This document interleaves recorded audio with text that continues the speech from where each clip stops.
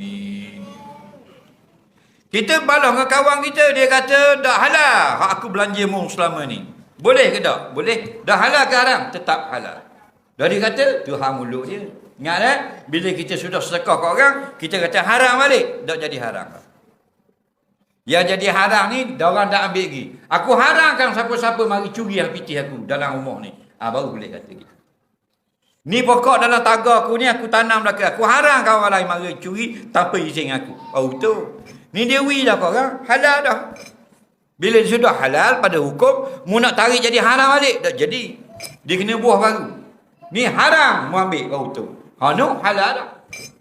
Ramai orang. Bila baik, molek dia macam-macam dia beri. Bila bala, haram. Aku dah halal.